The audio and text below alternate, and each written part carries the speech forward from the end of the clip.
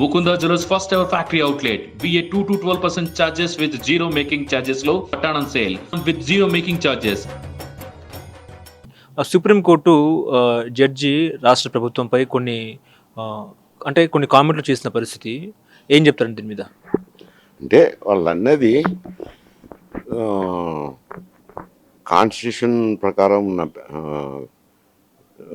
పదవుల్లో ఉండేవాళ్ళు, రాజ్యాంగ పదవుల్లో ఉన్న వ్యక్తులు ఏదైనా మాట్లాడేటప్పుడు బాధ్యతాయుతంగా మాట్లాడితే బాగుంటుంది. పూర్తి విచారణ జరగకుండానే ఆరోపణలు చేయడం అంత మంచిది కాదు అని కామెంట్ చేశారండి.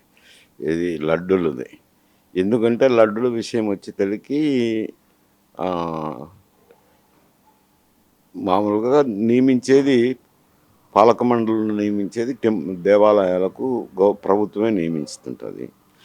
నియమించినప్పుడు వాళ్ళకు సంబంధించిన వ్యక్తులే ఉంటారు. ఇక్కడ వచ్చేసరికి ఈ అపవాదం వచ్చిన సమయంలో ఉన్న ఈవోను కానీ చైర్మన్లను కానీ నియమించింది వైఎస్ఆర్సీపీ ప్రభుత్వమే.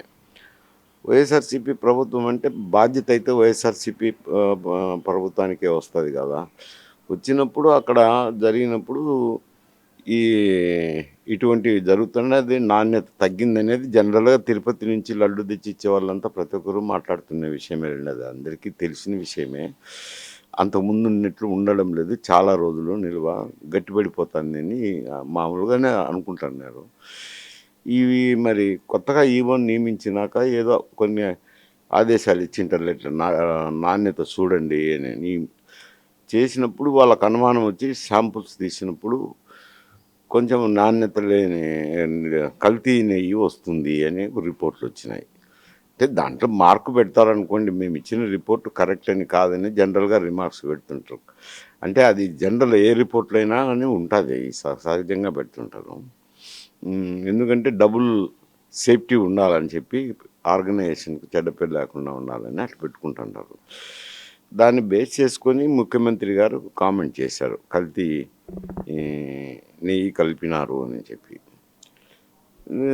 దాని మీదట కొంచెం ప్రజల మనోభావాలు దెబ్బతిని ప్రతి ఒక్కరికి క్రిటిసైజ్ చేయని మొదలుపెట్టారు. ఏంది ఇది అన్యాయము అని. ఇప్పుడు దాన్ని అప్పటి చైర్మన్ సుబ్బారెడ్డి గారు, సుబ్రహ్మణ్య స్వామి ఎక్స్ఎంపీ గారు వీళ్ళంతా ఫైల్ చేశారు. దానికి బాధ్యతాయుతమైన సంస్థ ద్వారా విచారణ చేపట్టండి. వద్దని ఏం చెప్పలేదు, వాళ్ళు కూడా విచారణ చేపట్టమండి. ఇంత లోపల వీళ్ళు నీట్ కూడా ప్రకటించినారు. ఒక ఐజీ ర్యాంక్ అధికారిని నియమించి తిరుపతికి వెళ్ళారు. ఒకరోజేమో విచారణ కూడా చేశారు. సరే, ఇంత లోపల సుప్రీంకోర్టు విచారణలో ఉంది కాబట్టి దాన్ని నిలుపుదల చేసి, సరే వీళ్ళైనా కానీ రేపు ప్రభుత్వం అయినా చెప్పేది ఎవరినైనా నియమించండి, విచారణ జరగాల్సిందే అని అంటారులేండి. కాబట్టి మరి వాళ్ళు ఎవరిని సిబిఐ తరపున విచారణ చేయిస్తారా, లేక ఏదన్నా విశ్రాంత జడ్జిని వేసి విచారణ చేయిస్తారా, సిట్టింగ్ జడ్జిని వేసి విచారణ చేయిస్తారా? విచారణ వద్దని ఇక్కడున్న ఆంధ్రప్రదేశ్ ప్రభుత్వము వద్దనడం లేదు, విచారణ చేయాలనేదే ఉంది. వాళ్ళు వేసిన పిటిషన్ కూడా పాలక మండలిలో పనిచేసిన చైర్మన్గా పనిచేసిన సుబ్బారెడ్డి గారు వేసిందైనా, సుబ్రహ్మణ్య స్వామి గారు వేసిందైనా విచారణ చేయించమనే. కాబట్టి ఎవరో ఒకరిని నియమిస్తారు, విచారణ చేస్తారు. ఆ విచారణ జరుగుతుంది కాబట్టి ఇప్పుడు వీళ్ళు నీటు వేసినది వాళ్ళు నిలుపుదల చేశారు. ఏ ఆదేశాలు వస్తే దాంట్లో ఫాలో అవ్వాలని. ఇంత లోపల విచారణ చేసేటప్పుడు ఒక కామెంట్ చేశారు. ఇవన్నీ విచారించుకున్నాక కామెంట్ చేసింటే రాజ్యాంగ పదవుల్లో ఉండేవాళ్ళు కామెంట్ చేస్తే బాగుంటుంది ఒక జడ్జి అన్నారు, బెంచ్లో కూర్చున్న జడ్జి. ఇప్పుడు ఏమొస్తుందంటే ఆ జడ్జిలు కూడా ఒక్కొక్కరు బెంచ్లో ఉన్న జడ్జి జగన్ కేసుల్లో ఎప్పుడో విచారణలో పాల్గొన్నాడని జగన్ తరఫున. అది ఇంకా మరి విచారణలో అందుకు తెలుస్తుంది. మామూలుగా జనరల్గా అటుంటే కేసులో స్వీకరించరు, మరి ఈ కేసు ఎందుకు స్వీకరించారు అంటే ఇది జడ్జి అయ్యారు అంటే ఆయనకు ఇది దృష్టిలో లేకపోయింది ఉండొచ్చు, లేదంటే కనుక వాళ్ళు మామూలుగా జనరల్గా విచారణకు స్వీకరించరు. ఇప్పుడు మరి ఏం అంటే ఇందులో జరుగుతుంది? కేంద్ర ప్రభుత్వ నిర్ణయం కూడా కావాలని చెప్పి సుప్రీంకోర్టు చెప్తుంది. అందుకే రేపటికి వాయిదా వేశారు.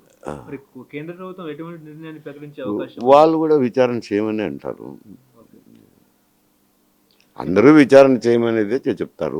వద్దని అంటే ఎవరు చెప్పరు కదా. ఎందుకంటే జరిగిందనేది ఒకటి వాస్తవము. ఆ ఒక ఆర్గనైజేషన్ ఏఆర్ అంటే ఒక రాష్ట్ర ముఖ్యమంత్రి ఎవిడెన్స్ లేకుండా ఎట్లా ప్రెస్ మీద ముందుకు వస్తారు, ఎట్లా మీడియా సమావేశం పెడతారు అనేది సుప్రీంకోర్టు చెప్పింది. అంటే ఒక్కొక్క మారు ఏమవుతుందంటే అధికార యంత్రాంగాన్ని నియమించుతాం కదా. నియమించినప్పుడు వాళ్ళు విచారణ చేసేటప్పుడు కొన్ని వాళ్ళకు కాన్ఫిడెన్షియల్గా కూడా చెప్పేవాళ్ళు ఉంటారు కదా. చెప్పినప్పుడు బాధ్యతాయుతమైన పదవుల్లో ఉన్న వారికి బ్రీఫ్ చేసేటప్పుడు ఏం చేస్తారంటే రిపోర్ట్ ఇచ్చి కొంచెం కలిసి జరిగినట్టే ఉంది సార్, కొంచెం కాన్ఫిడెన్షియల్గా కల్తీ నెయ్యే ఉన్నట్టుంది, అది ఇది అని చెప్పింటారు. నిర్ధారించారా, కల్తీని నిర్ధారించారా, అంటే ల్యాబ్ పంపించారా అనేది సుప్రీం ప్రశ్న వేసింది. అంటే పంపించినారు, వచ్చింది. దాన్ని బేస్ చేసుకునే విచారణకు ఆదేశం చేసింది. వాళ్ళు నీటిని చేశారు. రేపు సుప్రీంకోర్టు అయినా కానీ ఏదో ఒక వేసి విచారణ చేయిస్తారు.